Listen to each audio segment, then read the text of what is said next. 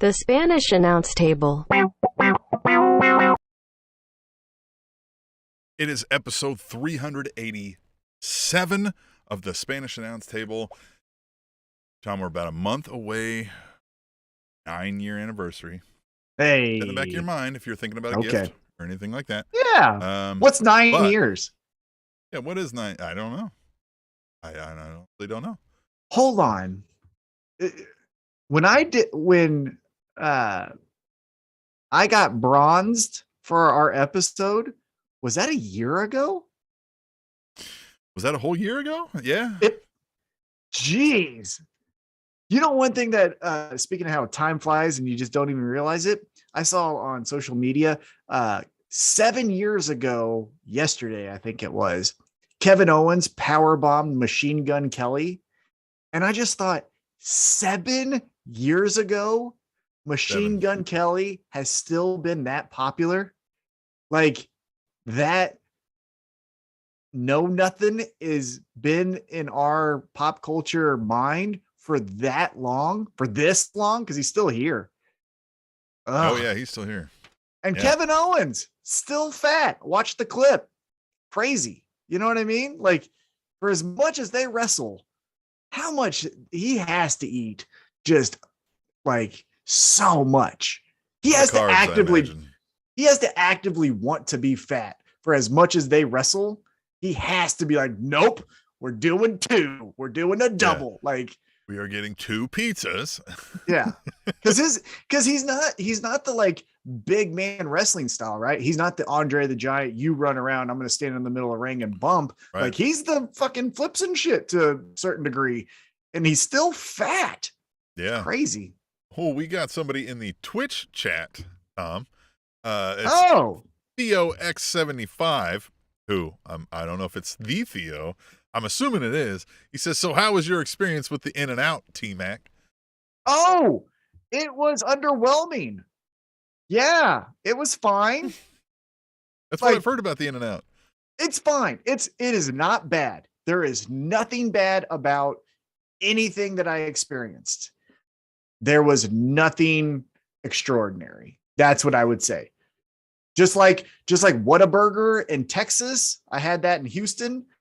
Just like Chick-fil-A in Atlanta. Here in Kansas City, and I'll say the same thing, although I used to have it in Oklahoma years ago when I lived down there. But Theo confirmed in the chat that, yes, it is Theo, and he said, report T-Mac for slander. I'm cutting your brake lines, he said. Look, nothing was bad about it, but if you come Tom to Kansas... uses his brake? Yeah, come on. No, all brakes. All gas, or all baby. gas. No, all gas, no time, brakes. Baby. Yeah. Yeah, like Theo, Tony Stewart, no brakes. Ooh. Brakes there, Tony Stewart. Theo, if you ever come to Kansas City, meet up with us. I will take you. I don't even know if this is national, but I've always grew up with it. I'll take you to a place called High Boy. I think it's Big Boy nationally, but locally it's called High Boy. Same thing.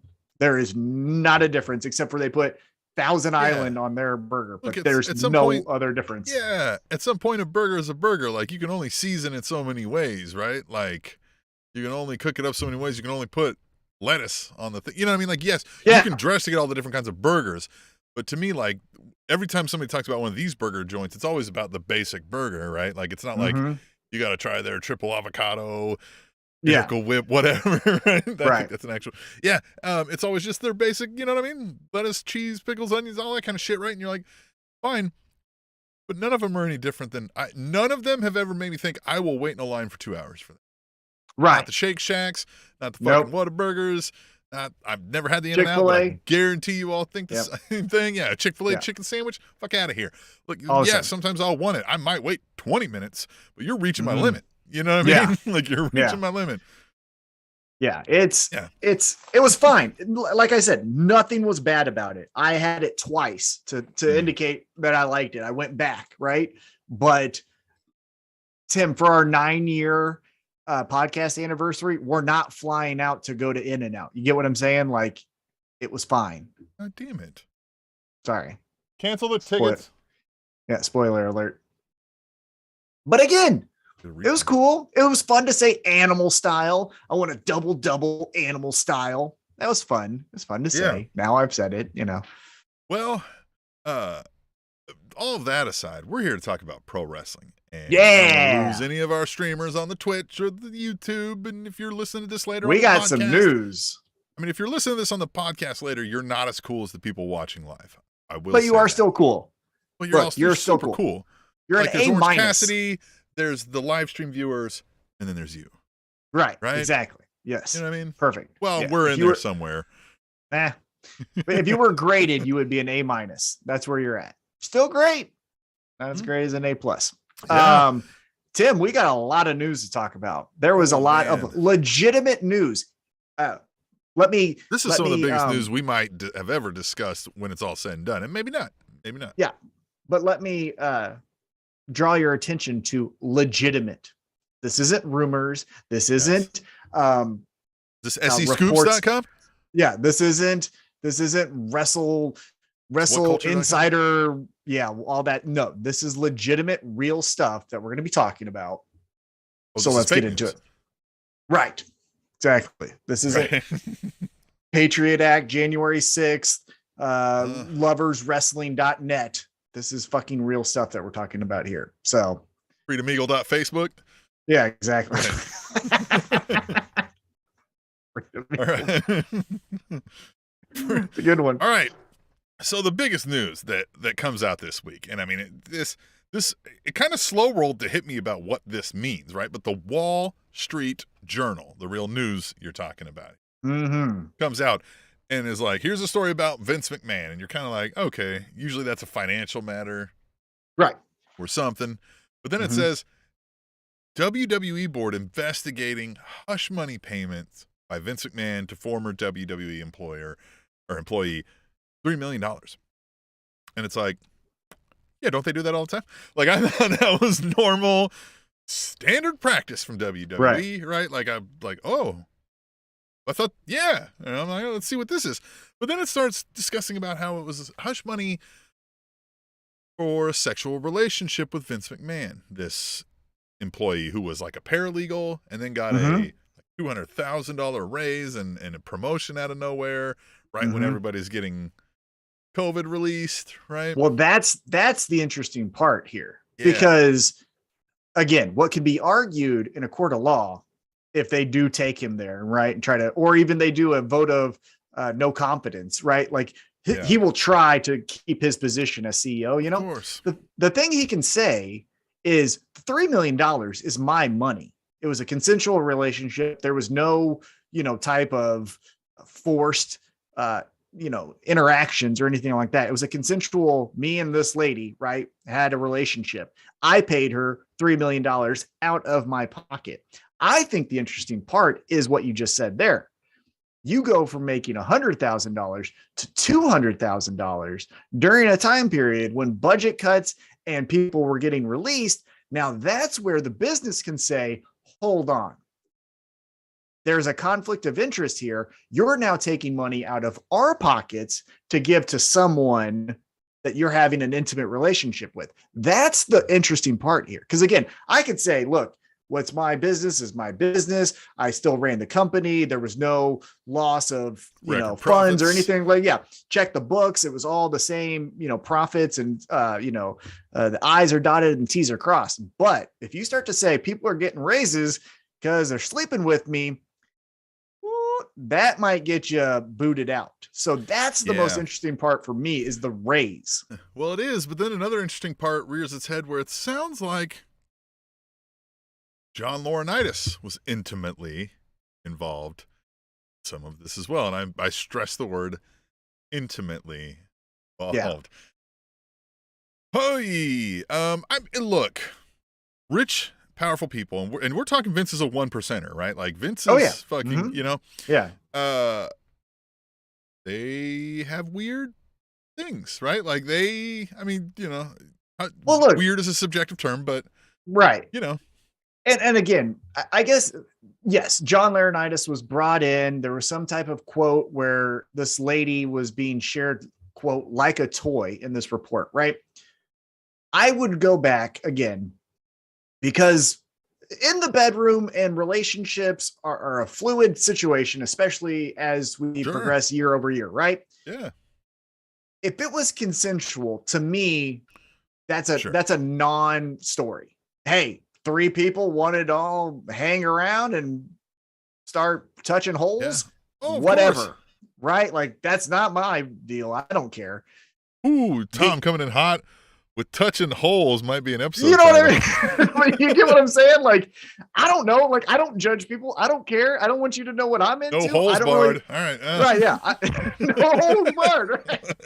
I don't want to know their kind of stuff. So, like, as long as it was consensual. Now, again, if there's conversation about I was forced to, then there's now consent and there's coerced consent, and then there's I'm not saying any of that applies. I have zero knowledge of any of that. Yes. I will be more apt to hear details of that situation if things are alleged in that regard. But if not, that's a fringe detail on the story. That is, Vince McMahon could lose his company. That's the story. So, and here comes in even more stuff. And I'm going to jump out to the chat streams again here. Again, if you're not watching live, you got to get with it. We're on the YouTube and the Twitch, and I got 2 chat streams going here at once because I can handle 2 at once. Pause on that. All right, Anthony Carrillo on the YouTube chat says, "Mo money, mo problems," and yeah, I mean that's kind of where we're getting here, right? Like the thrill seeking is an elevated level when you're in power positions, right? So sometimes that's where this bleeds into like office things like this. So, I mean, look, we've seen a president in our lifetimes, Tom, go through similar situations with employees or subordinates. And Theo, yeah, yep. Mm-hmm.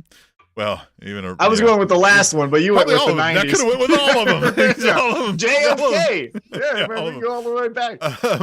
Theo says, yeah, Slick Willie.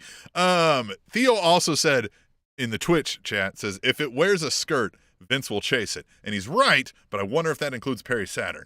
And he also says, I'll bet John made his victim wear his old Moondog wrestling gear. And again, we don't know that this is a victim, right? Right. But that is a funny mental picture. Yes.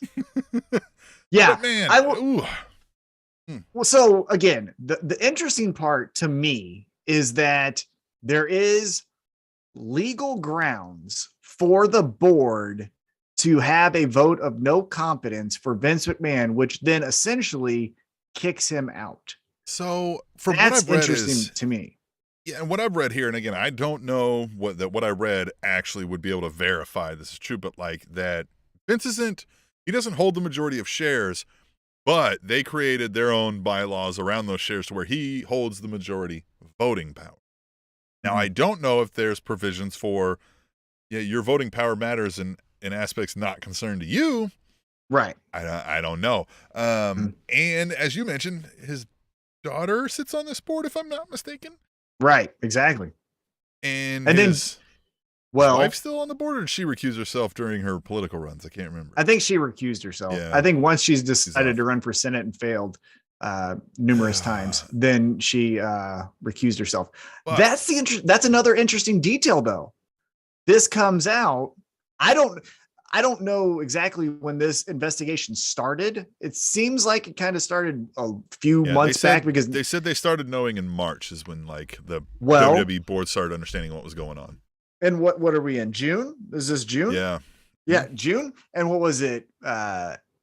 May? Was it May when Stephanie left? Maybe when she smelled smoke and was like, I'm getting the fuck out of here. And so another thing is Kevin Dunn is now possibly being investigated for insider trading because around that time he offloaded $1 million worth of stock or something like that. Yes. And there was a big stock sale right before the news broke here just a couple days ago. So it sounds like lot of people could go down. We could see potentially in a worst case scenario for the McMahons, anybody tied to that family might be out of power. And that will be a whole new world that the wrestling world hasn't seen in like ever 50 years. Like, yeah. Everything's and again, up for grabs then. Who knows? Yeah. Is Nick Khan in charge then? Or did he know too? And they're like, you get the fuck out of here too. But who's like, isn't it just like, who's left when we start saying, well, Vince, we can't ask you. Like 70. Jeff Jarrett. Jeff Jarrett on the board of WWE. I don't even know anymore. It's going to be all the way down to Jeff Jarrett, and we're going to get TNA 2.0. That's what we're going to get. Jeff Jarrett and Shawn Michaels are over there in the corner, be like, I don't know, you trust the guy? So then again, the interesting thing is, if Stephanie knew, she got out before the going got tough. So that's an interesting part. As you did mention, Kevin Dunn getting in trouble with insider trading. And there's two things you don't mess with US on. You don't mess with the taxes, and you don't mess with stocks. Look, Martha Stewart was at the height of her powers, and she did some insider trading, and she went to jail. She went to actual jail, right? Mm-hmm. You don't mess around with stock market. And then obviously you don't mess around with taxes, because Al Capone was murdering people and went to jail for tax evasion. Like, those are two things you don't fuck around with. Yeah. And one of those things Kevin Dunn messed around with. The other interesting thing on this legal news of WWE is going over to Vince McMahon's other old company, XFL. He is now going into a legal matter with former XFL commissioner Oliver Luck for payments due to him. And so now he has those legal issues. By the way, Oliver Luck, very rich, not a man who can just be like, oh, I'm sorry, we're going to extend this 6 months. I guess I'll just take my ball and go home. He's got money, not to the extent of Vince McMahon, but he's got FU money to where he's like, all right, let's do this 2 more years. Like, I'm good. So not looking good for Vince. And I kind of like it. Yeah. Here's my takeaway. And again, I don't like it as far as like people are suffering. I don't like that people are suffering, but I told you this off air, and I wanted to say it because I think the IWC needs to have a quote unquote come to Jesus moment right now. We as a community will get around people who are toxic and push them out. There was Velveteen Dream, Jimmy Havoc, Joey Ryan. We kicked these people out for doing horrendous things. And I applauded the community for doing that. Again, I don't think you should have your life ruined, but I think the current thing that you're doing, you got to go find something else, right? Go work for Target. Like, you can't be wrestling matches anymore. You got to go, right? But at every turn, Vince McMahon has proven exactly who he is. At every single turn, the person that you think he might be is exactly who he is. And so I challenge the wrestling community to stop supporting his business. Look, I understand you might love Big E, you might love AJ Styles, but the person making all the money is Vince McMahon. And the only way, because again, Vince McMahon has sponsors, right? Vince McMahon has corporations, but at the end of the day, Vince McMahon still has enough money to where he could run shows across the country and still be profitable. So the only way you hurt someone like that is in their pockets. So stop watching and stop going. You know what I mean? We have the information. This isn't a thing where it's like, you know, I love AJ Styles and I really like Liv Morgan, but Vince McMahon, it just seems like he's, icky. No, we know he is. He is a legitimately more than not bad example of a boss. And we need to kick that person out. And with kicking him out is his company. They got to go. Yeah, look, he's a sleazeball human being with a lot of money to continue being a sleazeball human being because he has the power to kick out people who won't be a yes man, basically out of his world. Mm-hmm. Like one of his good friends who's done that in huge positions of power. And it just is what it is. Like it's part of the reason we don't really watch their product anymore. Like both of you and I both independently kind of came to that, like, dude, fuck this guy, and I don't want to watch it anymore. I don't want to support it. Yeah.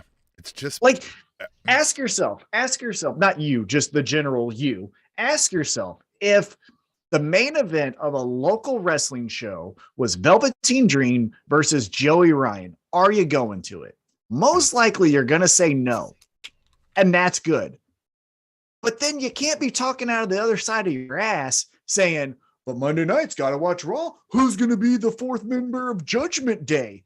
You got to look. I'm not saying in every aspect of your life, you have to be the best, truest form of yourself. Obviously, we make moral decisions on a daily basis, right? But there is a thing called moral exhaustion. It's real. So I understand. However, we have enough information over 30 years that this person isn't good. And so at what point are we going to say, enough is enough and it's time for a change, quoting Owen Hart, and like kick this company out of here until new ownership is taken over? That's when I will go back. If there is a Vince McMahon is out, his inner circle has been removed from WWE, we're going to go with, I don't know, again, maybe Jeff Jarrett. I'll go back and I'm like, all right, well, let's see what's happening here. But until then, I don't know how you, again, the general you is accepting watching Raw and SmackDown because you like, Finn Balor or you like Roman Reigns. Like, it's just, you can't do it. Hitting the chats up again, Anthony Carrillo in the YouTube chat says, what about Shane O'Mac? And from all I understand, he was still estranged from kind of the family. He got fired, wasn't he? He ain't in the company. Yeah, that was just this year, wasn't it? That was like January. That was in January. He's gone. He's not even in the company. And Theo on the Twitch chat said, you think Vince will be overthrown from WWE? All right, Tom, that's the question. Is this happening, or does Vince skate by business as usual until he's dead? John Laurinaitis, this is my guess. John Laurinaitis takes the fall. Gotta go. See ya. Then we're probably going to hear in 3 to 4 months. Right. But then we're probably going to hear in 3 to 4 months, the Bella's mom divorce him. Because remember, he's married to the Bella's mom. And then he's out of there. Right. I believe then someone else, there's going to be other people that we're just not familiar with. Right. Kevin Dunn's out. Maybe, well, that's the person who could be serving jail time. That's a different conversation. Again, stocks and taxes, you don't mess with America. So that's a different real situation. As far as WWE, I think Vince stays on in a limited capacity. Serve like 20 years in prison. Man. Yeah.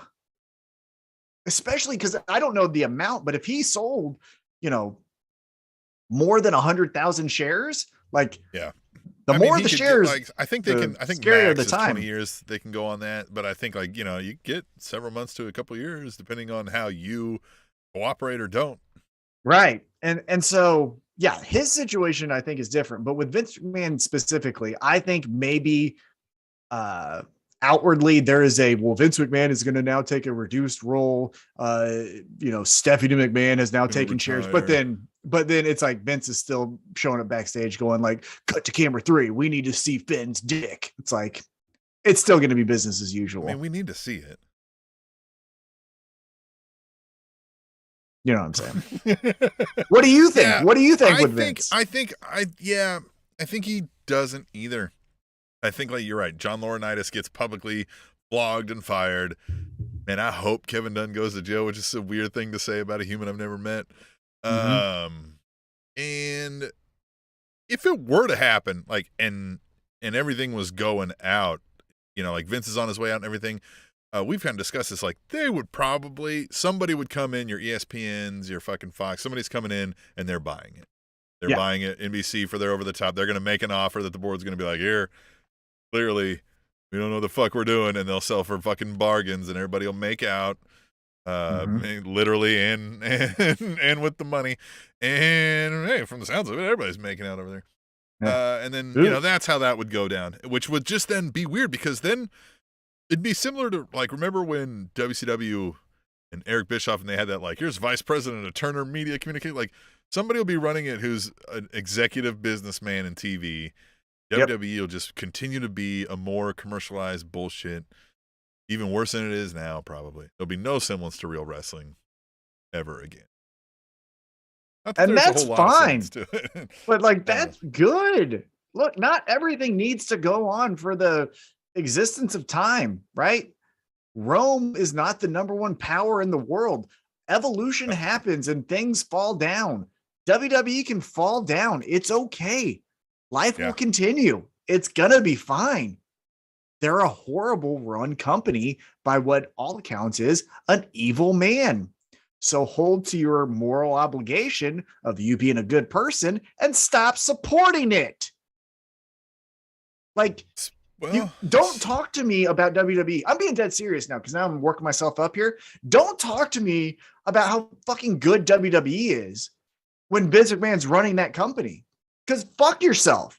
Like it's a horrible run organization by an evil person. I remember Tom telling me before, he's like, I'm going to clean it up to where there's less cuss words when we go live on the show. Yeah, I got this clip in, but now I'm being serious. Like, that guy, seriously, you're like, because you have the information. Again, look, I have an iPhone. I know iPhone and Apple probably has business practices that if I dug in deep enough, I probably wouldn't be happy to have, right? I probably want to get rid of my Apple phone.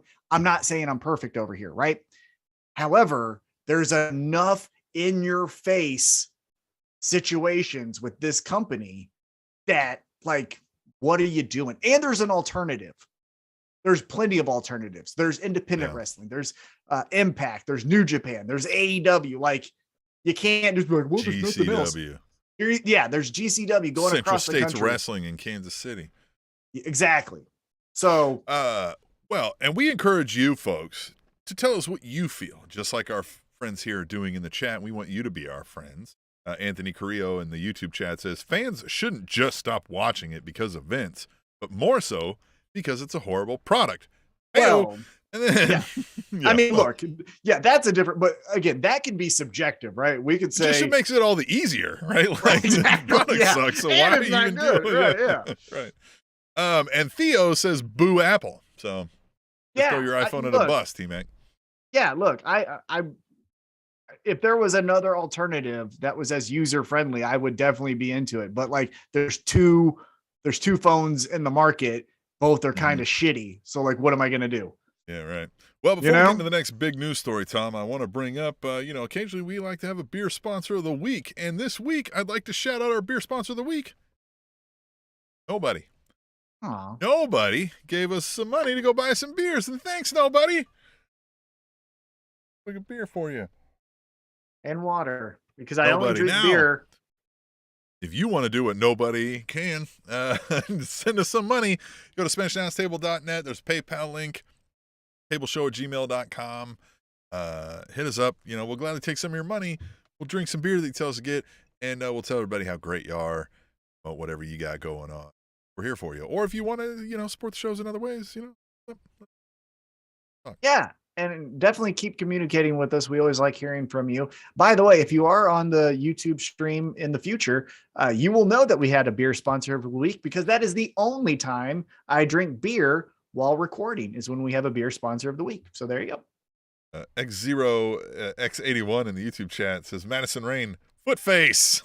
Going back out with some retro Spanish Announce Table clips.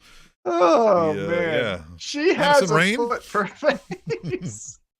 She seems like a fine person. Look, it looks like Kevin Bacon. Yeah, look, I got caterpillars for eyebrows. We all got something, but like, well, good segue with the TNA, because who used to be in TNA is now in the news, and that is the charismatic enigma Jeff Hardy. So we've known Jeff Hardy has had abuse struggles, right? Substance abuse struggles. And that, as is the case with folks who have substance abuse struggles, these are not always a linear progress, right? Sometimes it's 2 steps forward, 1 step back, so on. This Jeff Hardy one is kind of bad once we started hearing the details of it. So he gets pulled over at 9 a.m. and they've had several 911 calls, the policeman says on the dash cam, and he's swerving all over the place, and he is literally can barely stand up. And they did a blood alcohol, and it was 0.294, and I heard an expert talking that like 0.35 and you're near death. Like, this could have been bad for Jeff Hardy, and he was that bad. How did he not kill somebody in rush hour traffic? Like, yeah, this one, I don't know if Jeff Hardy might not actually serve time on this one, man. Oh. This look, for as worked up and as passionate as I was about, like, stop supporting someone who's doing bad things, I'm going to go on the other side here. And it's not because I like one person more than the other. Anyone who's listened long enough knows that like the Hardy Boys, Young Bucks style of wrestling just isn't my thing. So it's not as if I have some special place in my heart for the Hardys, right? It's just, addiction is a real thing that like, even with your most, valiant effort, you're still going to fail.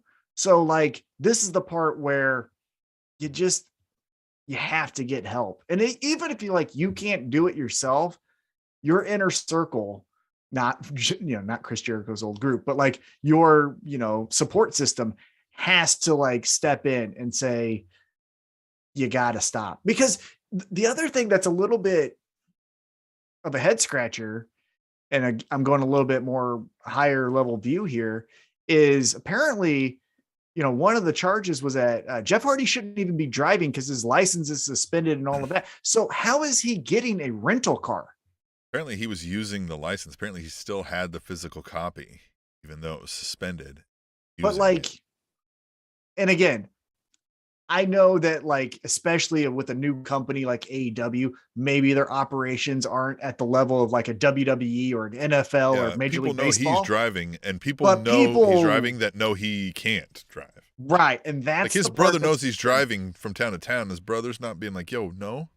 Right, exactly. That's the part that's concerning to me. Is you have someone who obviously has addiction problems that when their addiction arrives at their footsteps, they're driving and may be affecting others. So like, you can't turn a blind eye to a situation like that. That's the part that really frustrates me, is like, hey, you have someone, like you said, addiction and overcoming addiction isn't a linear thing. You don't just go step 1, step 2, step 3. You go step 1, step 4, step 2, go back to square 1, step 1. Like, it's a constant moving battle here.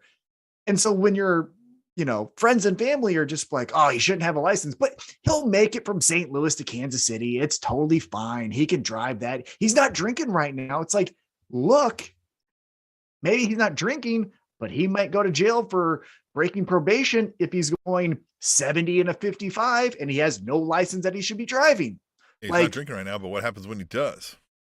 Well, and then that's even a scarier thing, right? Like, that's the part that's concerning. For me, I want Jeff Hardy, and this isn't like, I want him out of here, but like, I think it's time, again, we find him, or he needs to find something that's like doing different, because it just shows that this lifestyle is just, he can't handle it. And like, it's sad to say, but like, it's apparent. This is the third company.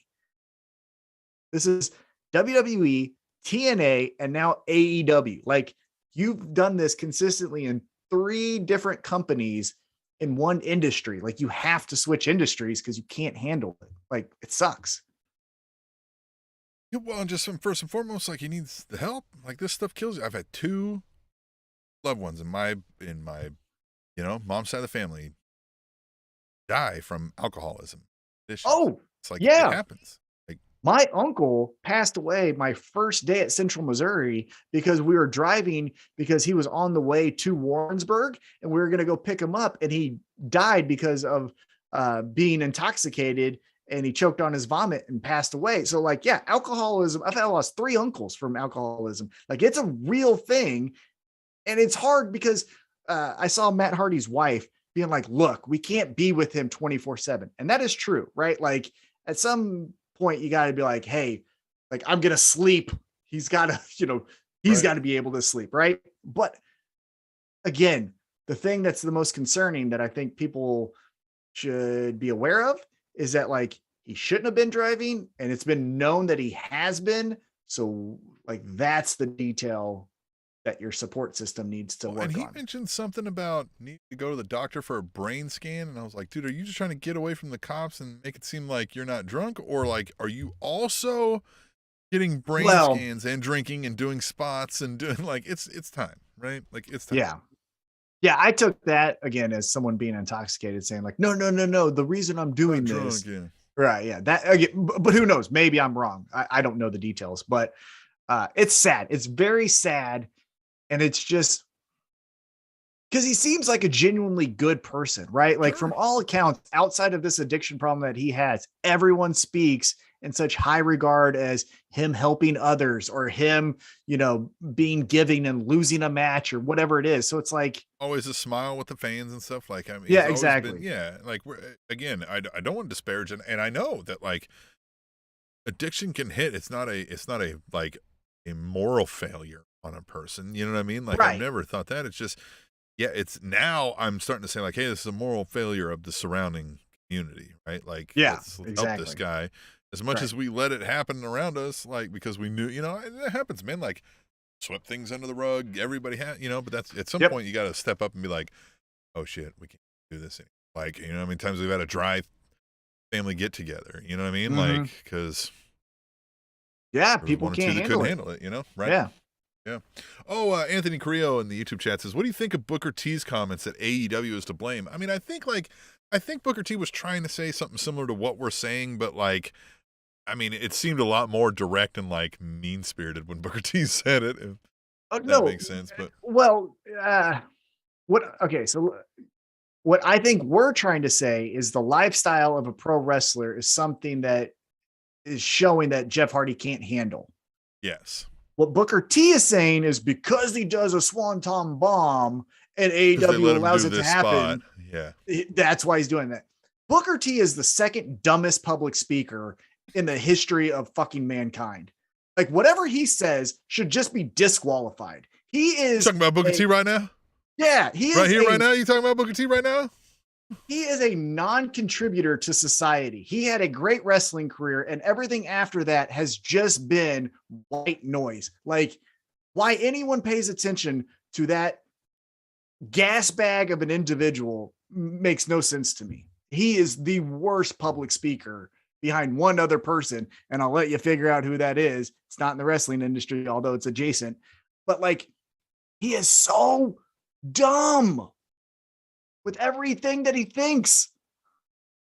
Spoiler alert, the first person's Donald Trump. But like, I was like, it's got to be Trump. It's got to be Trump. But like Booker T is a close second. He is just so obviously just nothing he says. I tried to listen to about 3 minutes of his podcast once. Man, this is bad. It's not good. Hey, look, we're not breaking the bank with this one either, but I think it's because of our speaking. Right. Because people don't like me, and that's fine. He said, X0 X81 says, did Booker come up with the shucky ducky quack quack? I mean, we got to give him credit for that. For being not good. We can totally. That's one of the credits I'm giving. One of the best things he comes up with doesn't make any goddamn sense. That's the stupidest thing he's ever said. Theo gave us a clip in Twitch, which is fun. I'm learning this Twitch thing. People watching can kind of clip as they go along and make little clips. We'll have to watch that. I gotta get Twitch. I like this. Yeah.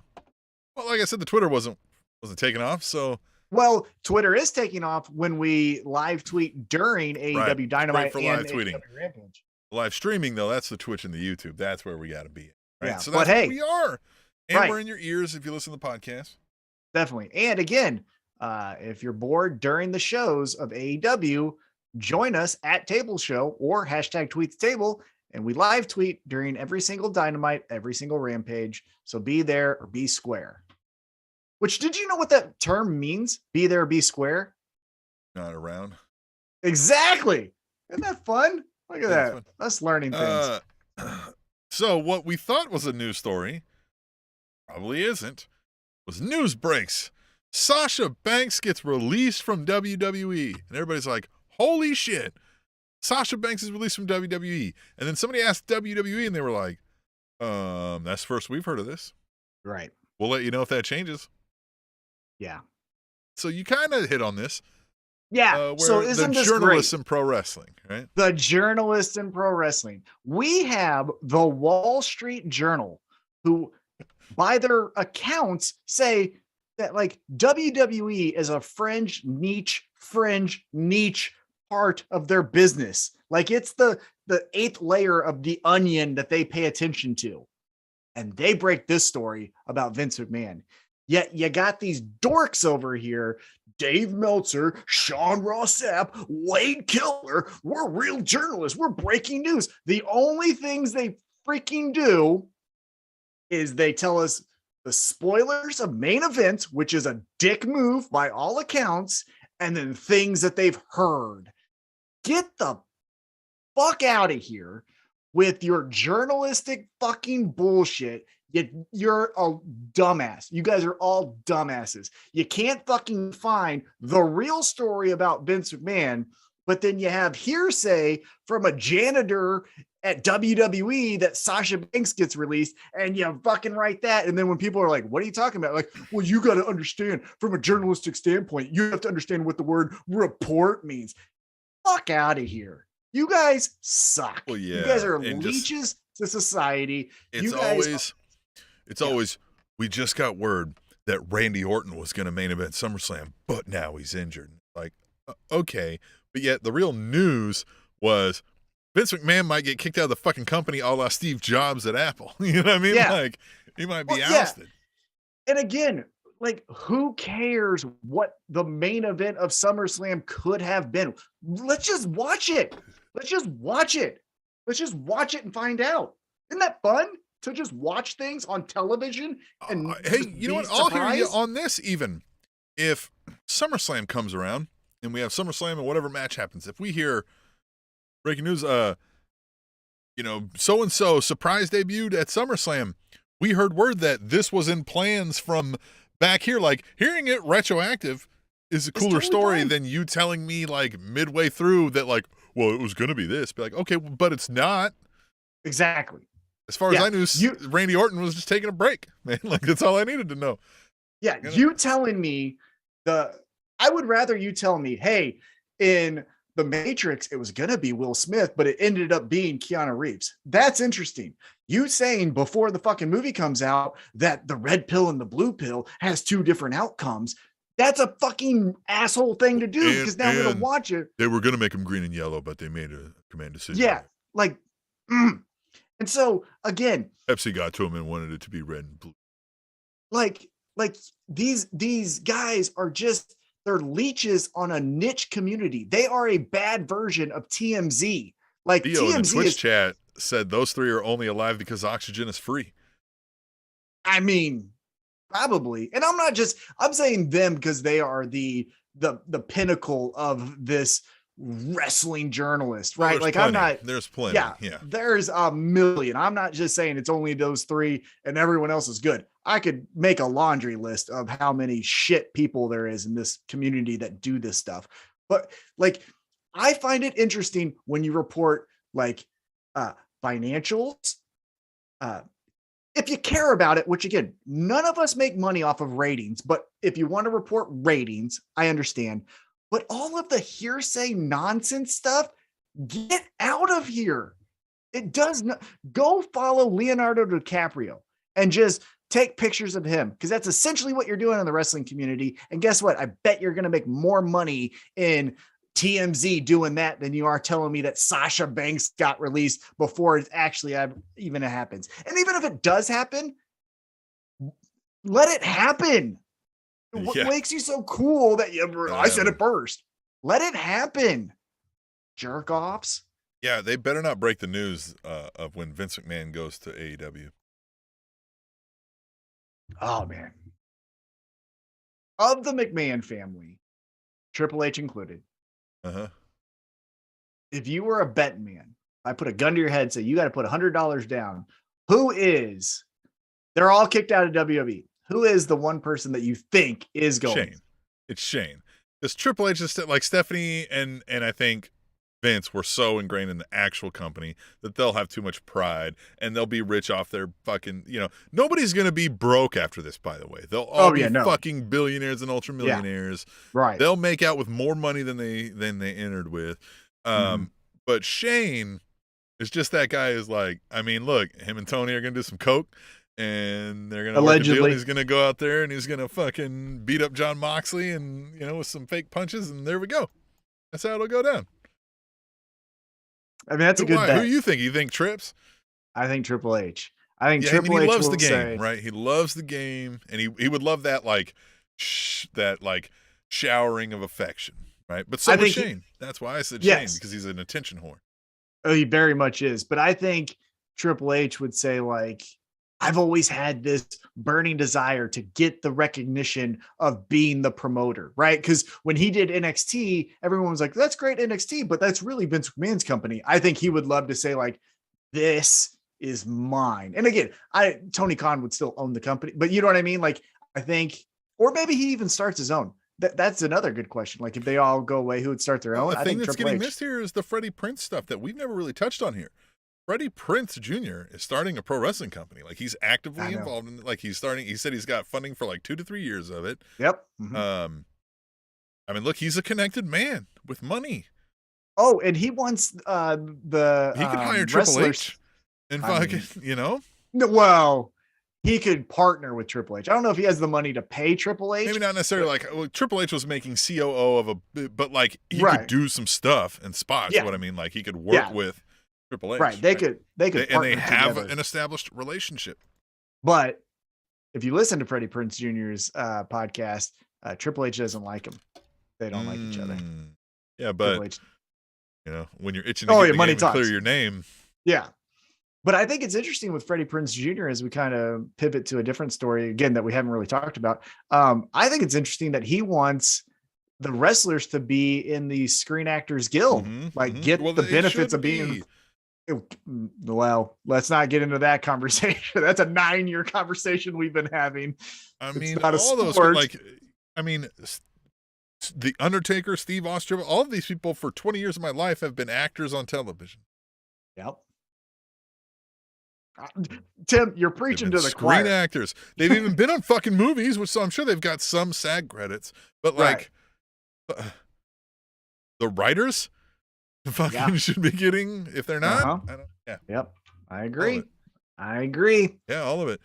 But what was fun this week, Tom, as is every week, fucking AEW Road Rager, St. Louis, Missouri.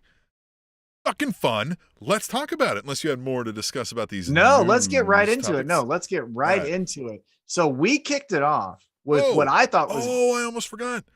Okay. We can't do that yet. We have to say thanks again to Nobody being the beer sponsor of the week.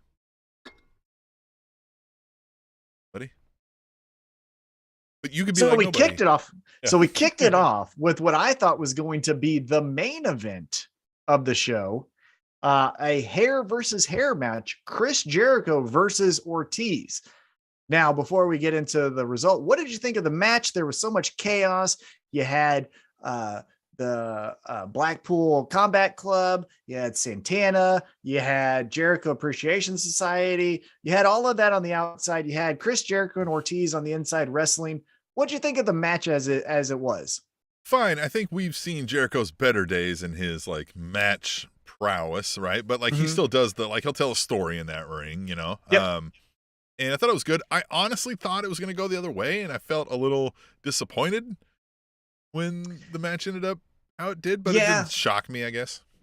I thought that as well for a certain moment in time. Because again, when you watch the pay-per-view, you kind of saw some bald spots from Chris Jericho. Well, for me, it's just moving forward, Ortiz will shave his head and we'll be like, oh yeah, fine. But he'll look fine with a shaved head. He does. It fits the character just fine. But the story of Jericho with a bald head is, man, where we could have went with that we can't go those places with Ortiz. Well, so I don't think we're actually done with hair for Jericho. That's just a hunch. I have look, I'm not Sean Ross Sapp in here reporting fucking things I heard from AEW when they're in Kansas City last week. I'm just saying, I think, because again, this whole storyline, if you go back to the genesis of this story, was Eddie Kingston, Chris Jericho, right? I think come hell or high water, after Blood and Guts, I think you're going to get Eddie Kingston shaving Chris Jericho's head for his friend Ortiz. That's what I think. That's just a gut. Right. That's what I think we're going to get. Now, with that being said, let's talk about the match a little bit. So Eddie Kingston gets in there behind the ref's back. He gives him the spinning back fist. Chris Jericho kicks out at 2. Thought that was great. Oh, I thought that was it. Yeah. And that's the other thing. And credit to Chris Jericho for this is, pro wrestling storylines tell you like the minor character, which is Ortiz, and no offense to him, but the minor character of Ortiz isn't going to overcome the ultimate boss, Chris Jericho. So like he had to lose. However, because Chris Jericho has so many times lost matches being the big bad villain, like it could have been a believable outcome that Chris Jericho lost this match. That's what I thought was interesting, but nonetheless. So yeah, Eddie Kingston gets the back fist, kicks out at 2, just like you said. I thought that was a finish. You thought that was a finish. Great false finish. That was one of the best false finishes of the year. Then we get the Jericho Appreciation Society trying to get one over on Ortiz. He kicks out at 2. But then at the very end, we get Fuego del Sol coming to ringside. And then he gives like a pipe to the head to Ortiz. Jericho wins, or his baseball bat. Yep. A baseball bat to the head of Ortiz. Chris Jericho wins. Then we get the reveal. It wasn't Fuego. It was Sammy Guevara. So what do you think about Sammy Guevara in Jericho Appreciation Society? So that aside, they got me. I didn't realize it was Sammy Guevara until he like when he was standing on the stage arm in arm and he was smiling, and I was like, oh fuck. Because the teeth gave it away, right? Yeah. Mm-hmm. I was like, oh fuck. And it's Sammy, and I think they've done this before. Didn't they do Sammy as Fuego? But because the whole time I'm like, the fuck are they gonna do with Fuego del Sol in this storyline? I was like, this is fucking weird, right? Like I was like, this is stupid. So they had me. And the Sammy Guevara back align thing, I guess fine. Like I haven't liked anything Sammy's done outside of the inner circle, I guess, right? He just didn't feel as big. I thought they were going places with the Ty Conti thing, but they can still do that with his character, right? That's still a thing we don't like about him, right? Anthony Carrillo says that was a brilliant move in the YouTube chat. And I just, but now is this Jericho Appreciation Society, it's starting to get big. Right now we got 6 folks in it. And is it just the inner circle plus 2.0 and Daniel Garcia? Like, yeah, it's just the inner circle, except for you take out the tag team of Santana and Ortiz, you put in 2.0, and then you add Daniel Garcia. Like, that's it. Yeah. Now, I thought... just stay the inner circle. Exactly. Just call them the inner circle.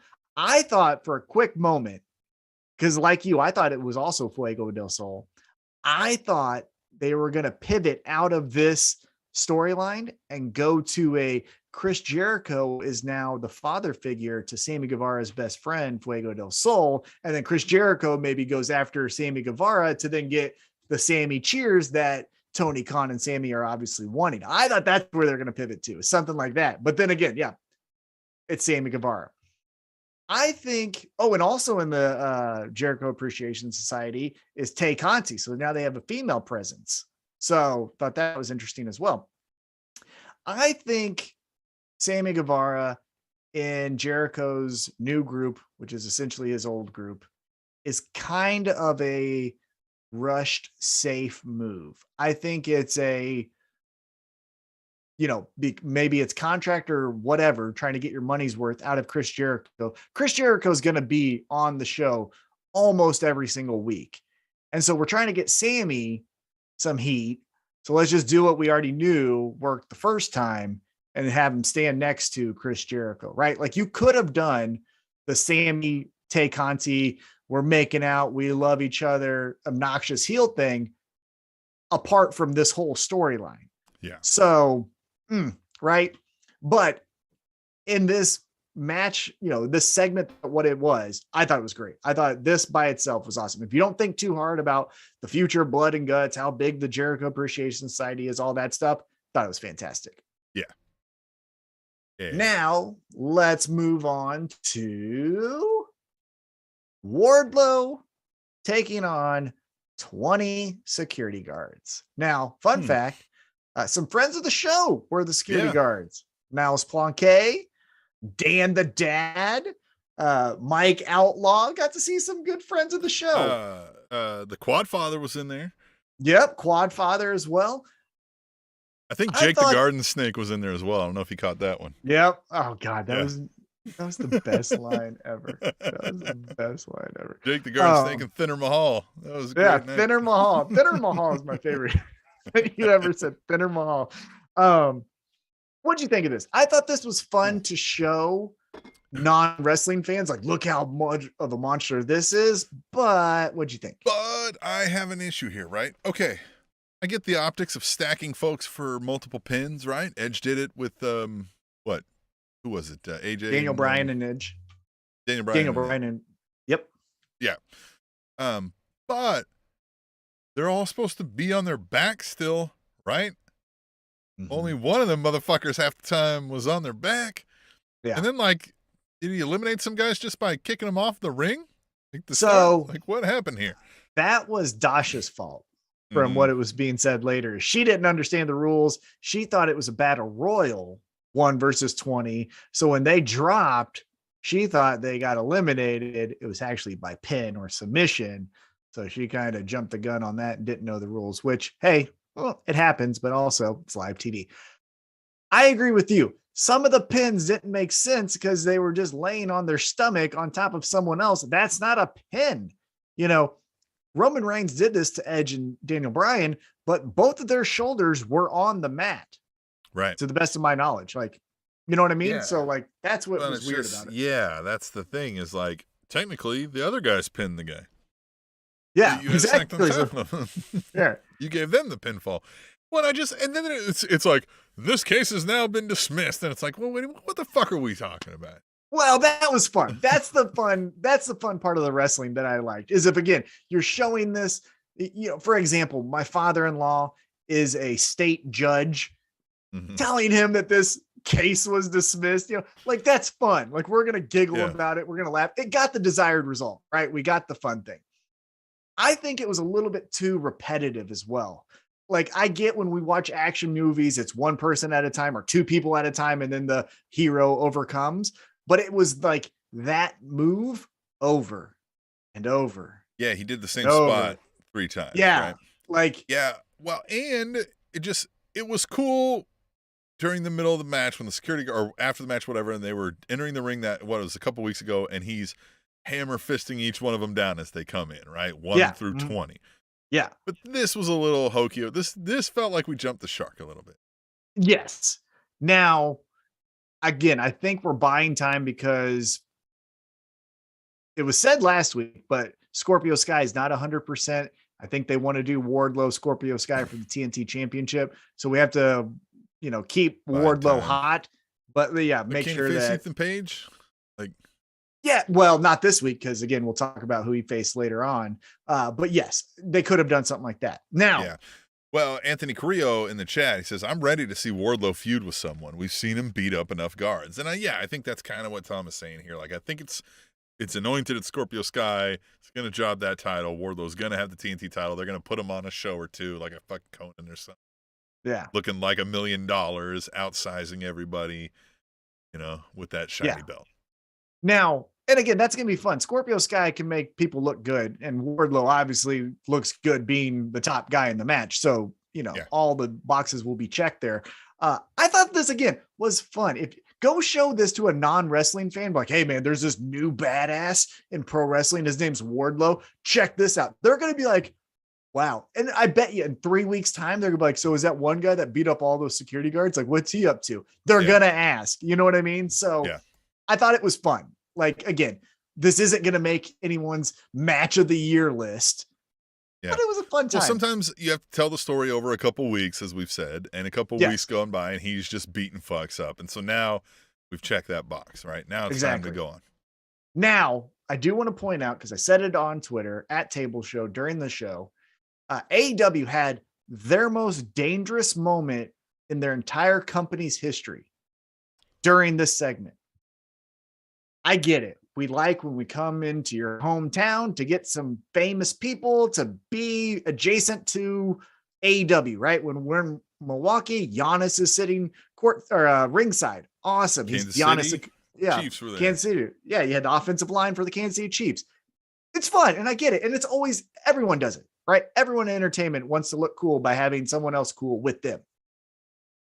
However, you cannot by any account, have Matt Hughes even close to maybe getting into a physical altercation. Like, I get it. Nothing happened, but it could have, right? He could have tripped up a stair. He could have fell into Tyron Woodley, which again, you got Tyron Woodley. You know, the last time we saw him, he got knocked out by Jake Paul. Like, that's not a cool guy. No offense, but he ain't fucking cool. And then you got Matt Hughes, who was hit by a train. And if you don't know that, you just think you got some sad old man trying to get up some stairs. I thought he was drunk. Yeah. Like, I didn't know who he was. I had to ask you because I was like, is this guy drunk?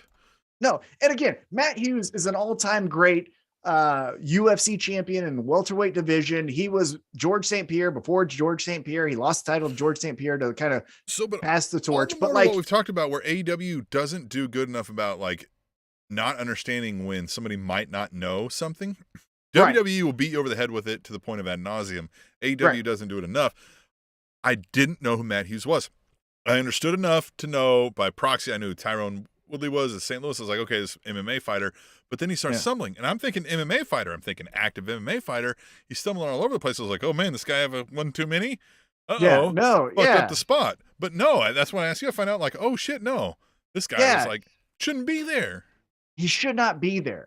If you want him there, have him wave from the crowd. Like, that's fine. But like, yeah. Oh, and Anthony Carrillo in the chat says he looked like someone who had a stroke. And I mean, a stroke will cause some similar effects, I'm sure. Yeah. Like, yeah, he is not healthy enough to be in any type of look, Dana White had him once come to the ring and he felt uncomfortable about that. And Dana White knows Matt Hughes almost better than anyone else. So like, if Dana White said, hey, we tried it once, we don't want to ever do it again, you shouldn't be like, hey, well, let's try it over here. Let's have him stay next to Wardlow. Like, it was just, don't ever stop. You got to ask some questions. This reeks of like, they were there as like guests, right? They probably comped some famous people tickets. And then Tony Khan took a liking to him in the back. He's like, let's put you guys in the ring. Let's get you. Exactly. You guys can throw in Mark Sterling in a throwaway thing. And yeah.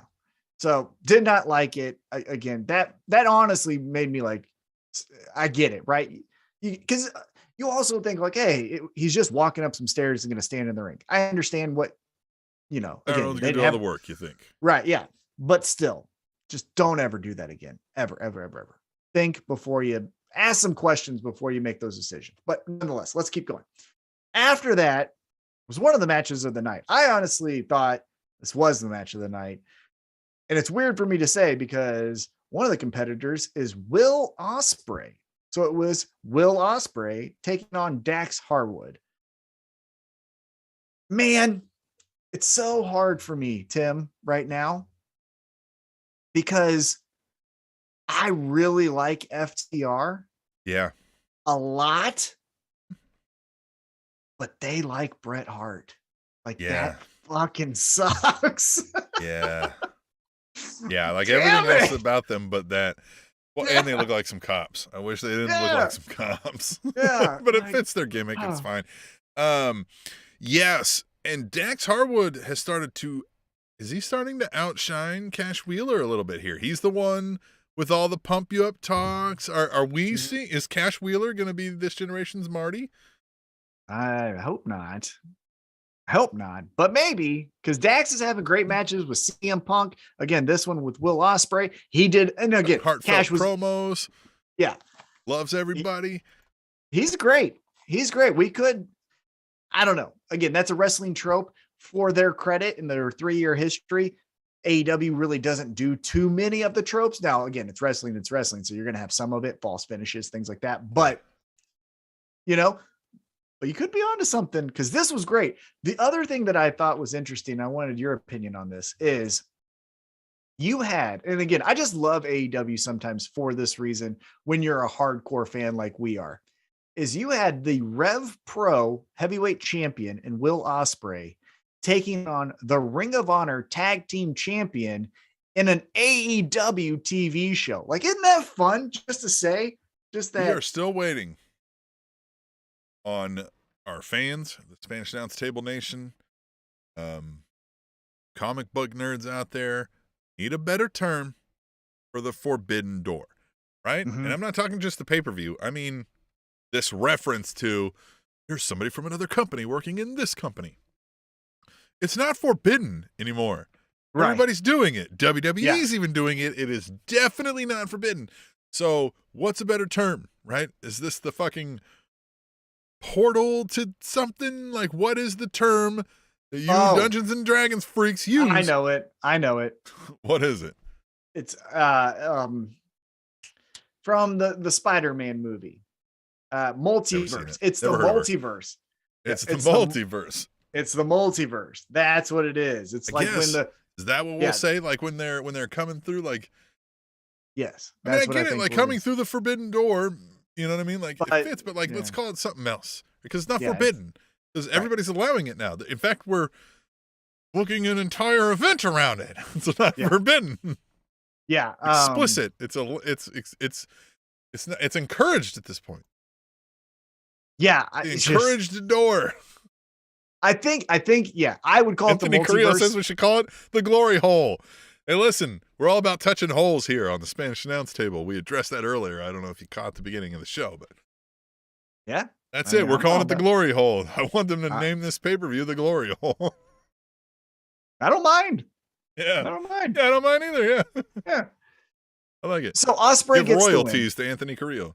There you go. You'll get a penny.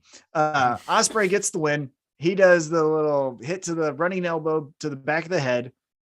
Then we get a returning Orange Cassidy. Huge pop. This was one of the louder pops for Orange Cassidy. And I've told you this before.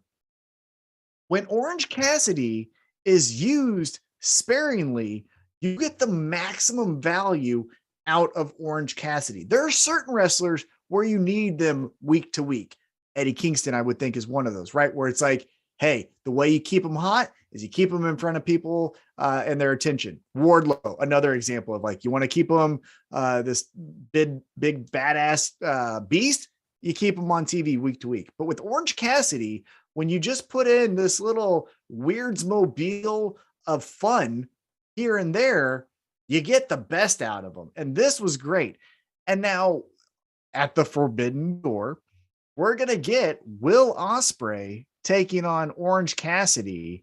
What do you think of this whole, because you got the United Empire with Will Ospreay, you got Roppongi Vice / Chaos / Best Friends with Orange Cassidy. What's going to happen here? What do you think? Everybody's coming through the glory hole. Everybody.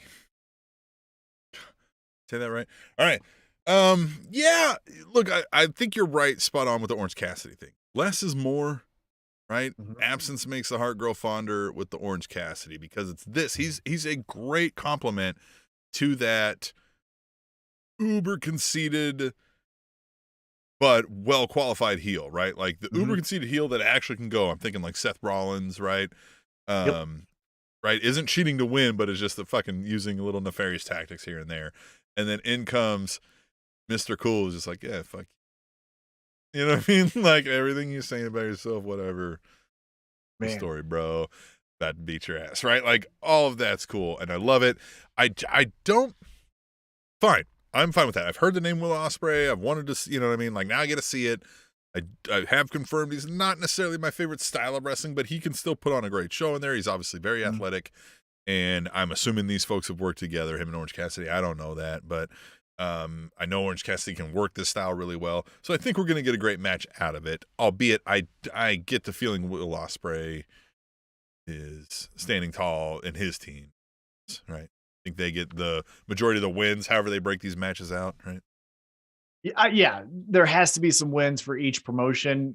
Orange Cassidy can lose, and no steam is lost behind the character of Orange Cassidy. This one is a one-on-one, right? It's Orange Cassidy and Will Ospreay. Right, exactly. And I think Will Ospreay wins.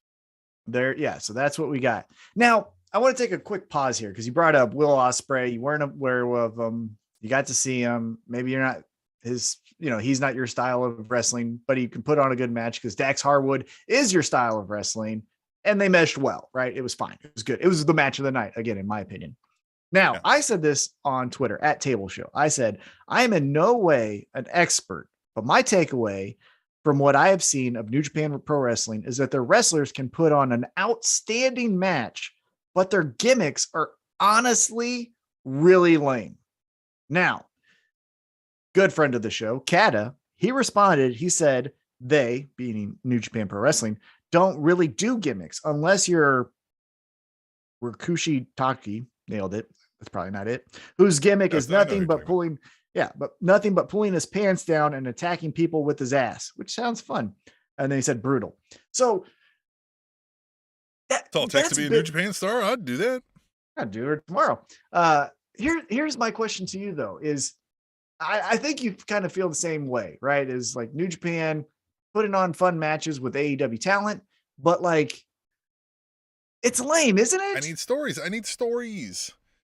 They've at least with this Will Ospreay thing trying to tell a little bit of a story of him coming in being like, you guys are chumps. I'm better than you. Look at my dick. And everybody's like, fuck you, guy. And he's like, yeah, fuck you. Right. And I'm like, all right, I get behind that. Yeah. So because this leads into the next segment, and it's Jon Moxley and Tanahashi. And this is where the sentiment came from. A little on this. Well, here's my thing with Tanahashi.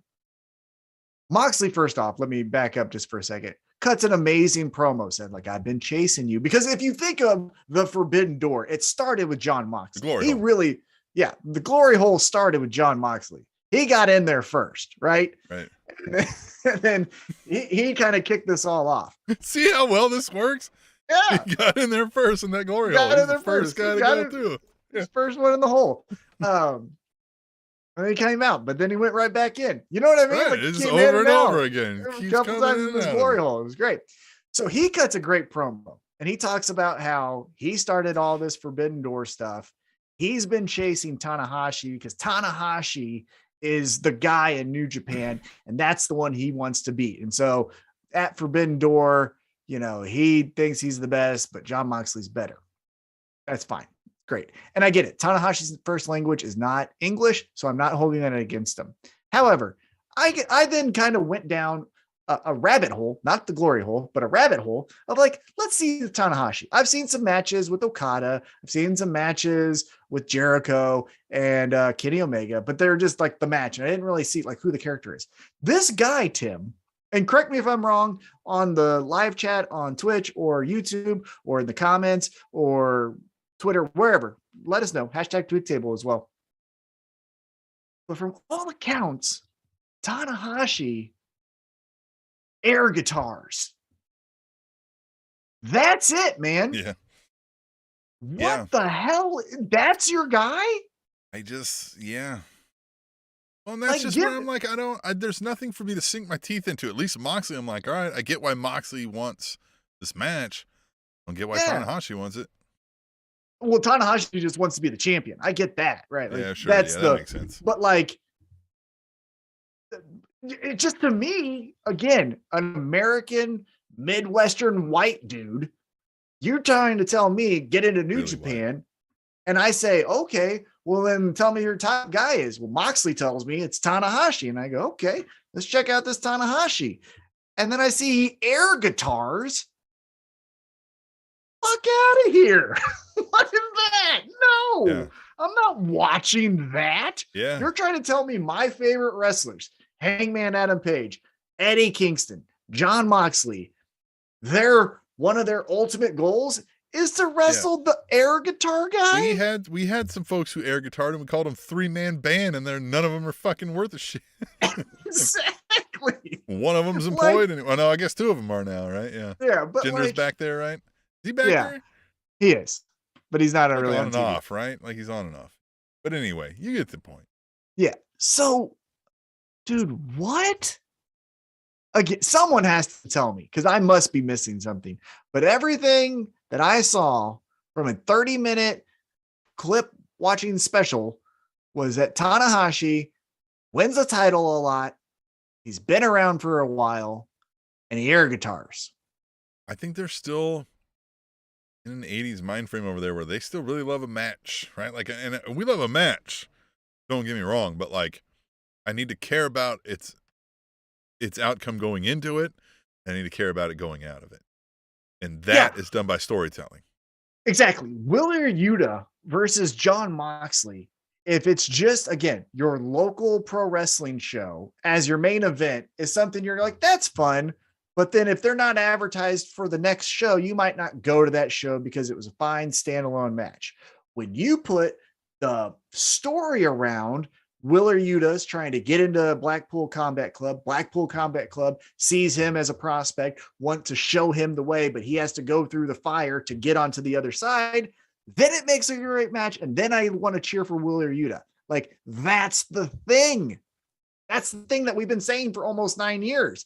Like, the match was fun, but the match doesn't make me want to come back next week. The story around the match is why I'm tuning in every Wednesday night. Like, I don't care that Tanahashi can do a drop kick or whatever the fuck it is. Okada can do the best drop kick in the business. If I just want to see feats of like athletic strength, like I'll watch things like the X Games. I'll go watch, you know what I mean, sporting events. I'll go watch all kinds of things, right? Like Cirque du Soleil we've even discussed. I'll go to that. Exactly. But you know what? Oftentimes they even put a fucking story into it. Anyway. I don't know. Anyhow. So they're going back and forth. Tanahashi doesn't even get a word in. And then Chris Jericho's music hits. He comes out looking very haggard because he just had a match, and he's also Chris Jericho. And he's walking out with Sammy Guevara and Tay Conti. Those two are making out. Chris Jericho then messes up a little bit. Not his fault, but kind of shows a hole in the storytelling. And he says, Moxley, the only reason you're going to be wrestling Tanahashi is because I wasn't here last week, which begs the question, why? Why the fuck were you not there in the Battle Royal if you wanted to wrestle Tanahashi? What were you doing? Yeah, what were you doing? Like, why weren't you? Why weren't you there? You sound like an idiot. So anyhow, from behind, Lance Archer, who's now, from how they kind of said it, a New Japan guy, even though I've seen him beat John Moxley in a Texas death match. And then some other guy, Desperado. This all got weird. But he's on loan. Those two are on loan from Suzuki because they're in Suzuki Gun. And then Chris Jericho just announces that it's going to be a 6-man tag. Now, one thing that I think is somewhat better than like Survivor Series, but a little bit less interesting, is you're getting Forbidden Door, but baby faces, right? Every time I say Forbidden Door, you correct it with Glory Hole. That's Glory what we're Hole. gonna do. There it is. But you're getting baby faces and heels to align, and that at least makes coherent sense, right? Like Eddie Kingston and Chris Jericho wouldn't just now be Team AEW against New Japan when they really hate each other. But it would make sense that Eddie Kingston likes someone over in a different company and is like, hey, me and you want to take out that guy? And they're like, yeah, let's do it. That makes a little bit more realistic sense than just now all of a sudden we're all wearing the same t-shirt, fight for your t-shirt. Like, fuck out of here. So what'd you think of Chris Jericho announcing the match, all the fun stuff? I just felt like I was lost. I was like, Jesus Christ. Now Jericho already added fucking what's his name into his group earlier in the show, and now he's got Lance Archer and fucking this other guy on side. But it's on loan. Other fucks. Yeah. And Anthony Carrillo says, I think a lot of AEW fans are big on independent companies, so they banked on the fans already knowing. Oh, you can't hear? I don't know. I think I'm still going. Maybe the folks in the chat can let us know. I don't understand.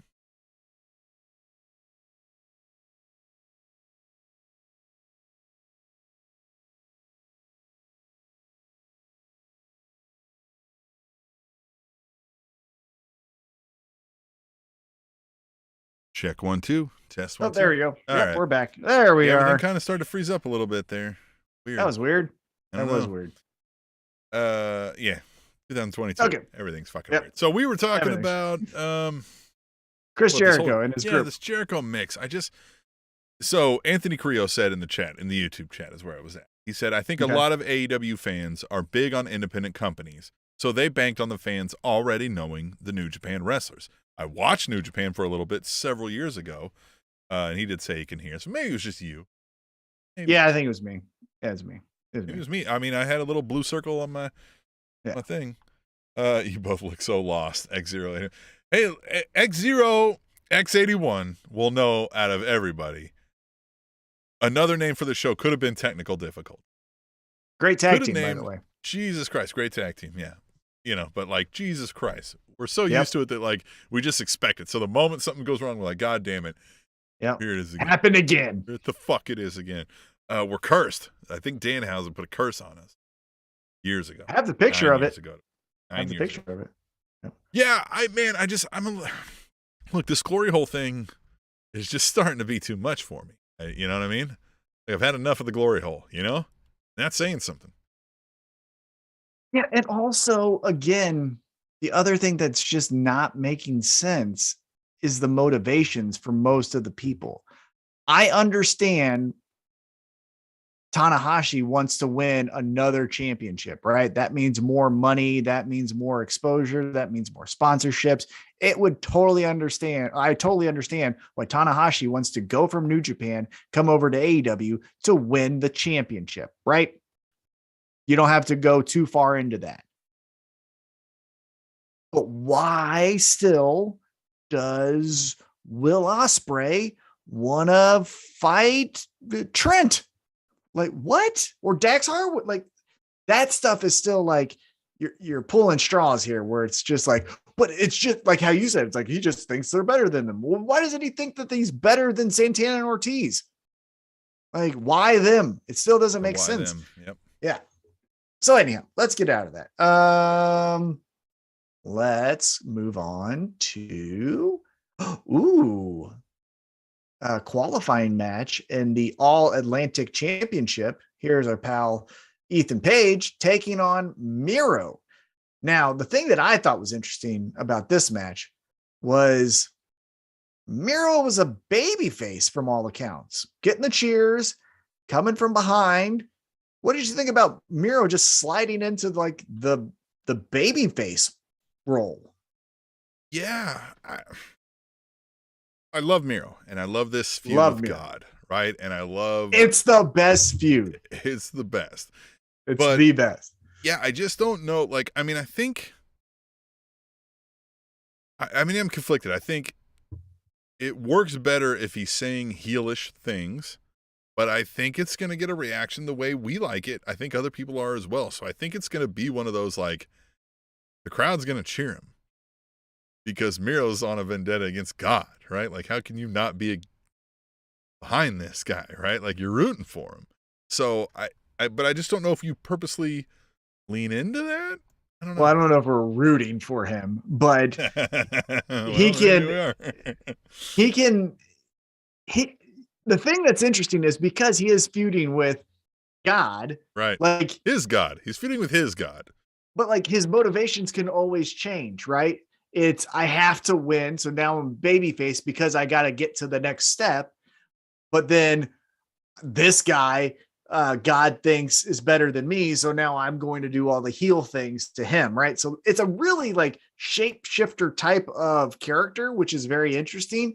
And again, it's with no one on the roster. Yeah, it's with no one on the roster. You can make anybody fit into it because all Miro has to say is like God put them in the way for any various reason. It have been God revealed when you did this thing that it was because of this, and so now I've got to be I'm hidden behind you. God, he's leading me to toying with me, leading me a trail of breadcrumbs. Yeah, you're a breadcrumb. It's so interesting. I just think, it's very fascinating. I think he's the most fascinating wrestler in pro wrestling today. Like right now, what's today's date? The 16th of June, 2022, the year of our Lord and Savior. Like he's the most interesting person in wrestling. Now, so Miro gets the win, right? He goes over Ethan Page. Here's my question for you about Ethan Page. What do we do? Because it seems like his promo where he tells Miro that he's going to pray to him was good. He looks the part. Is he just going to be second fiddle to to Scorpio Sky because of the two, I think Ethan Page is better. And so I agree, but yeah, I just think that like he's in that situation where I don't think he's ever like, I just don't think they view him as like that top level guy. So they'll leave him in those levels. And yeah, I don't know. I mean, I think he's real good. Like, right. His promo was great. Yeah. His promo was awesome. Very, very good. But I just don't know. He's in no man's land because when he does get a feud with Darby Allin, he loses the casket match, right? That was the first one. And then he cuts a great promo on Miro, but then he loses the qualifying match. And it's like, it's one of those things where it's like with Marina Shafir, who sucks, but Ethan Page doesn't. But like, you have to win something on TV for me to care. If you're winning things on Dark and Elevation, that doesn't matter. You're beating Dan the Dad. Like, I love Dan the Dad, but like, that's not captivating. That's not going to hold my attention. So I just don't know what we do with him because I think he's money. He's proven, because I wasn't a fan when he came in.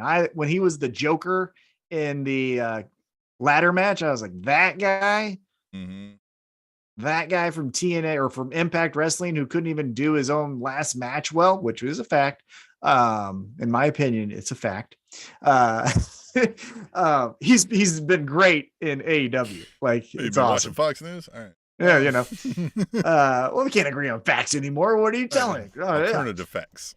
It's alternative, exactly. So yeah, Miro advances. Now he takes on Pac next week or next in the tournament. I don't know if it's next week. So let's just do a quick prediction here. Who you got? You taking Pac? Or I told you what's happening here. I told you what's happening. You did. Miro's going to go through Death Triangle, right? He's going to do that little shtick, and then he's going to go up against Malachi Black. And then it's going to spark the feud between the House of Black, demons that they are, Miro on his quest to dethrone God. That would be the best. God, Tim, I hope so much that you're right. That would be the coolest fucking thing. Or you're not. So next, we get, of course, right before the main event, Tim, what do we get? A women's match. A women's match. Now, this was Dr. Britt Baker, DMD, taking on Toni Storm. And this MAN was kind of bored with it because Toni Storm's not good. I kind of just understood. I was like, well, they're either setting the standard that Toni Storm is below Britt Baker or Toni Storm wins this. And so I just kind of thought, I was like, Toni Storm's going to win this. I mean, the match was fine. It was good. Like but it was nothing to write home about. And it didn't necessarily like make me think Toni Storm was fighting through, like an impossible attempt at this or anything like that. So there wasn't a whole lot to sink my teeth into. Yeah. And she beat Britt Baker pretty clean. Like, it wasn't a lot of, one thing that I thought was clunky, and I wrote that on her Twitter page, was that Jamie Hayter pulls out Toni Storm's feet, drops her to the canvas, right, when she goes off the ropes. Thunder Rosa then just like jogs to the ring, which then Jamie Hayter just jogs away from her. Mm-hmm. And then Toni Storm beats Britt Baker, and then Thunder Rosa just walks back out. I was like, this is my title. Here's my title. Was this a number one contenders match? Are we all just saying that because the week before Britt Baker and Toni Storm looked at the title at the same time? Like, this feels like the most afterthought feud I've ever heard. It's just like, oh, well, those two they like, so just have them stare at the title. That'll be fine. Let's do that. To make her look good, have her beat our number one girl, Britt Baker. There you go. That should suffice. And it's like, man, what? Get another. From all that Tony Khan says he does, he needs someone to help with like these kind of things. Yeah, because it just makes me think, I'm like, well, Thunder Rosa's going to win because we didn't build this much. This is just more fodder for Thunder Rosa title ring. Or it's just oh my God, what a shocking moment. Toni Storm wins. Like, I can see that. But it doesn't feel, again, it might even be a good match, which from all accounts that I've ever seen of Toni Storm, not a good wrestler. No offense. I just don't get it. Don't get it. Because again, you could have done so much more. You could have done Britt Baker and Jamie Hayter versus Toni Storm and Thunder Rosa. Thunder Rosa and Tony Storm then get the victory next week. And then Tony Storm's like, I'm tired of looking at the title. I want it. Hits her in the back after they win. Then there's something. Like, I just came up with that in 2 seconds. That was way better than what they did here. Where just Britt Baker just lost, which, okay. So that's what we got. Now let's move on to right before the main event. Actually, they did a little bit different because then they had a promo. It was the last match before the main event, but then they switched it up on us a little bit. They did a promo. Our guy, cowboy shit, Hangman Adam Page. This is a Hangman Adam Page appreciation podcast, by the way. If any slander of Hangman happens, you're going to get 5 across your lip. Anyhow, Hangman comes out and was like, hey, I'm kind of a dumbass, which I thought was great. He was like, I called out Okada thinking he was going to be the champ by the time we got to Forbidden Door. He lost to Jay White, but still want that title. And then Casper, the friendly ghost with the beard, Adam Cole comes out. Good God, would a tan kill him? He is so pale. He comes out, and again, just for as cool as he was when he started, he is now like the annoying friend. You know what I mean? It's just like, dude, go away. Stop. You are not. Ugh. And so he's like, hey, again, you're not getting the title shot. I'm getting the title shot. So what did you think about that interaction? I told you how I felt. What did you think? I agree with you, man. Like, I understood when Adam Cole kind of hit the scene with the NXT thing. I mean, Adam Cole's been around, but like the mainstream scene, and everybody's like, this is the coolest guy. I was kind of like, this is the coolest guy. And then I got a little bit behind the Adam Cole baby, right? And I was like, okay, I get it. That's fun. And then they did the Undisputed Era, and that had a decent run. But right after that, as you said, it's turned into this like annoying shtick, and it feels like he hasn't let go, right? Like he hasn't changed anything, right? Like the catchphrase isn't changing, mannerisms aren't changing, the shtick isn't changing. So it's just Adam Cole, baby. Simon's like, yeah, okay, I get it, right? Like now you're no longer the coolest guy in the room. You're just doing your thing. You're just getting your shit in, and it just feels, yeah. And I kind of like that. You know, he thought Jay White was going to be his buddy here, which we'll get into, and it was like, yeah, fuck you. Well, and the other thing that just doesn't fit with me is I understand from Adam Cole's perspective that he could talk himself into, I won the Owen Hart tournament. You lost your title. If anyone's getting anything, it's the one who just most recently won. But it's also like you lost repeatedly to Hangman Adam Page like a month ago. You know what I mean? He just like even said that. Yeah. Yeah. And so it's just like, dude, that's why it's annoying to me. It's like, yeah, get out of here. So anyhow, like you said, Jay White then comes from behind and hits old Hangman in the back, or he hits his finisher on him. I got him, right? And then cuts a quick promo where he's like, I'm the man, and neither one of you guys are getting a shot, which then Adam Cole's like, wait a minute, huh? We said, right. And Jay was like, nah, fuck yourself. You're a nerd. You.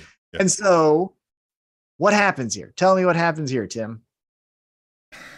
When is the glory hole? 2 weeks. Next week is the go home, and then it's glory hole. Maybe we time. work something to where we get a triple threat. That's not what's going to happen. What's going to happen at the glory hole? So I don't know what's going to happen to the most interesting person in this storyline, Hangman Adam Page. That's what makes me a little nervous, is because it was said by Adam Cole that Okada's not going to be there. He's not there, which, okay. He's a big player over there, so it kind of feels weird, but all right. Jay White says, neither one of you guys are getting the shot. I call my own shot. I know a little bit of Bullet Club history, begrudgingly. And I know there's someone that hasn't been on AEW television for a little over 100 days. And wouldn't it be great that with no CM Punk at Forbidden Door Glory Hole, we get Jay White standing in the middle of the ring saying there's only one person that can challenge for this title, and it's the return of Kenny Omega. Because if you recall, it was Jay White who kicked out Kenny Omega from the Bullet Club. So full circle, circle jerk. That's what we love. We got to get that match. And the whole thing, as I said before, Jon Moxley started this whole thing from a TV perspective, right? He was the first one that said, I'm fighting New Japan guys. This is what I'm doing. I'm going through the glory hole, sticking it in, coming back out, sticking it in. I'm beating you all up, right? He started it. But if anyone benefits from glory hole, the one that's getting off first is Kenny Omega. I can't believe you didn't come up with his name earlier. Shout out to Anthony Carrillo there. Yes. The glory hole. Love it. Yes.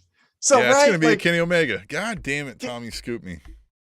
And then Kenny Omega being your IWGP heavyweight champion as an AEW competitor is the win-win for everyone. Because then he can go up against Okada, and then he can go up against Tanahashi, and then he can go up against, his tag team partner from the Golden Lovers, and then he can go up against Jay White again. And he already did this once. We already proven that he can do the whole multiple schedule thing. Yep. It's Kenny Omega. And CM Punk's out, so you got to give Chicago your home base, your de facto home base for big time moments, a big moment. So the return of Kenny Omega, I think, is what's going to happen at the glory hole. At the glory hole. He's getting off at the glory hole. Coming back to the glory hole. Oh, he's coming. He's coming. Glory hole. All right, so that happened, and then we get the ladder match.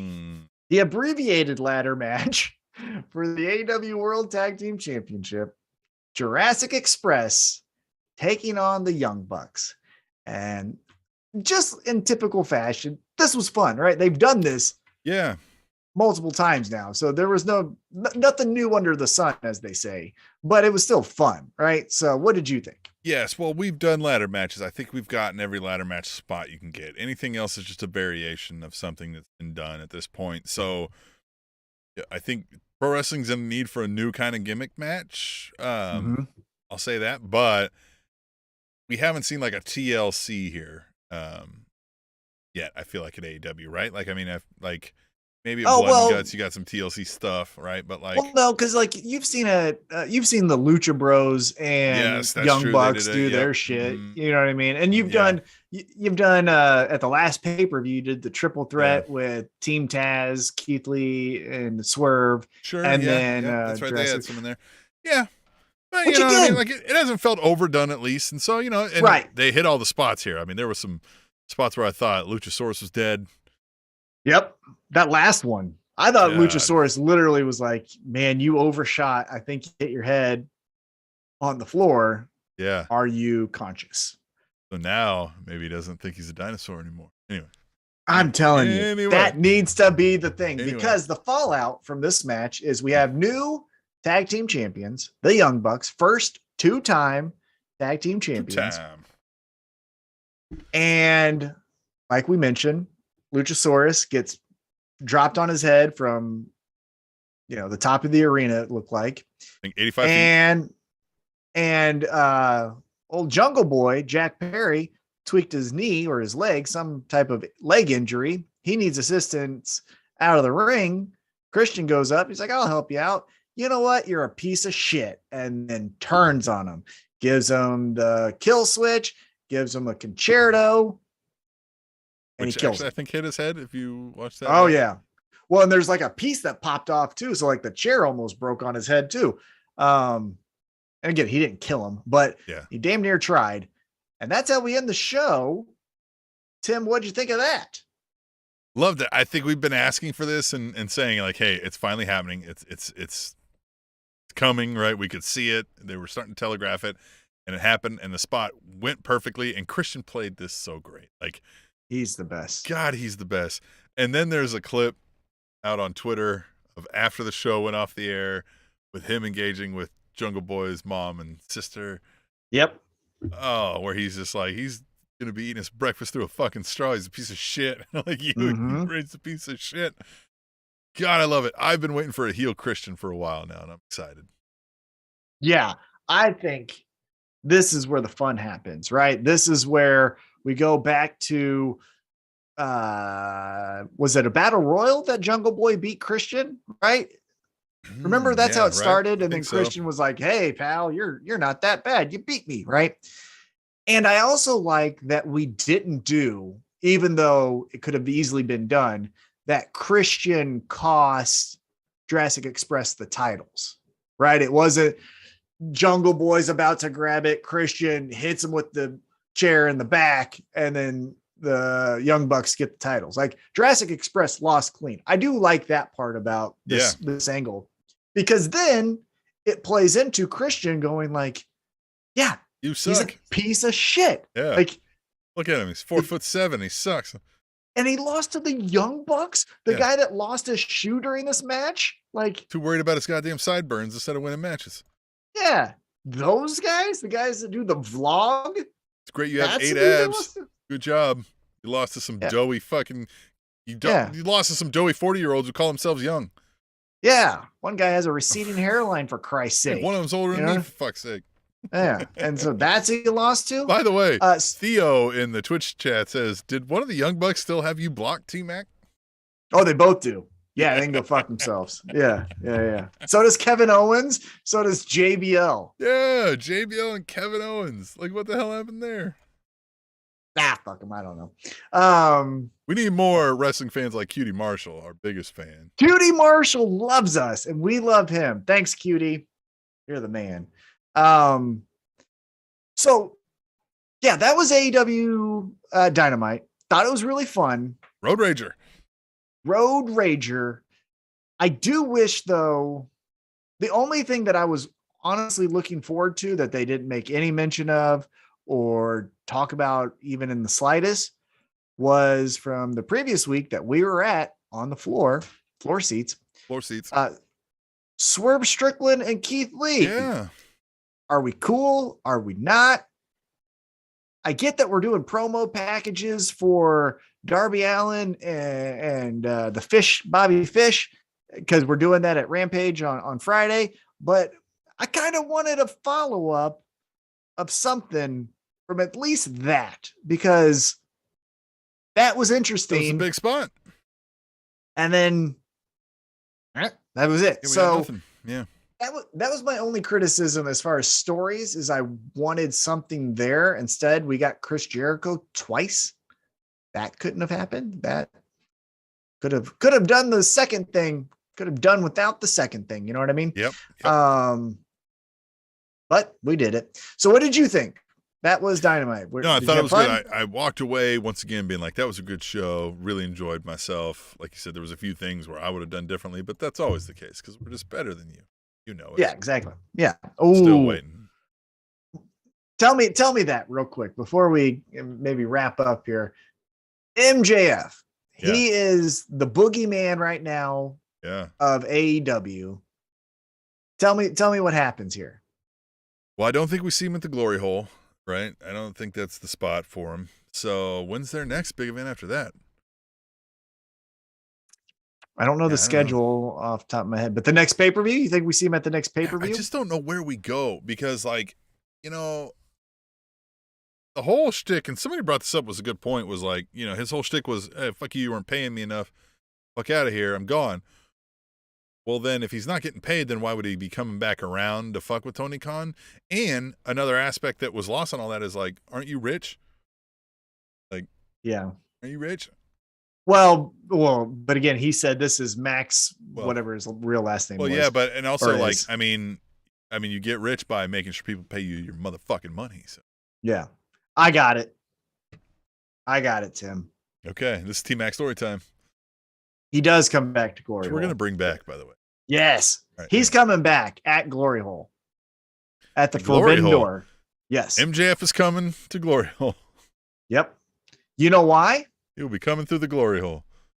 The biggest criticism he had is, why don't you pay me like the other ex-WWE guys, right?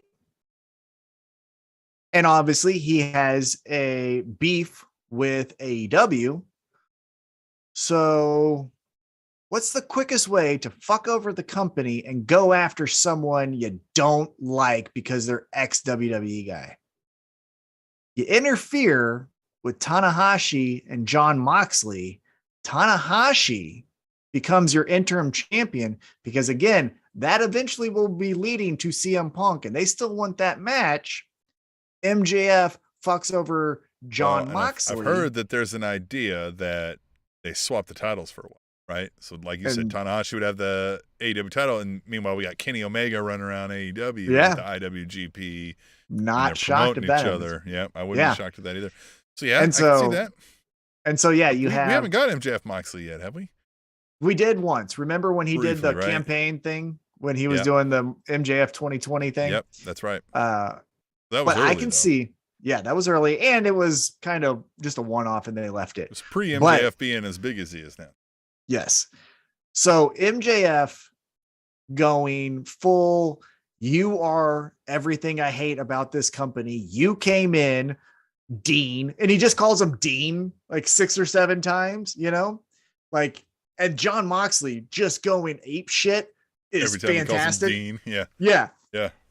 And again, who's John Moxley's support system in AEW? Ex-WWE guys.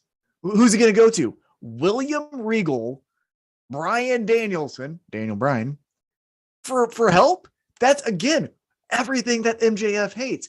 And for as much as John Moxley can be like, I've been here since day one, he didn't, right? He came in as a surprise at the first pay-per-view. So that's what I would do, is there you go. Those two go crazy on each other until you get the CM Punk Tanahashi thing wrapped up, and then you get something from there, something fun from there. But that's what I would do. All right. Okay. We'll see, man. That's an exciting thing still hanging out there, right? Because we're like, when does MJF resurface and where and how? And it's going to be exciting. And I'm excited for that. I'm excited for more AEW Dynamite. I'm always excited for the glory hole, you know what I'm saying? So we'll see what happens there. We're going to go so many times in and out of that glory hole. Oh, yeah. Next week, we're going to be all over that glory hole. Oh, we're going to be the go home. Yeah, right? It's the go home. We're going to be all around that glory hole. We're going to be on this side and that side of it. We're going to be giving you picks. And when we give you picks, we're going to be coming. I tell you what, we're going to be coming with those picks in the glory hole. All right, I'm leaving on that one. That's all I've got. That's enough. We'll see you next week. The Spanish announce table.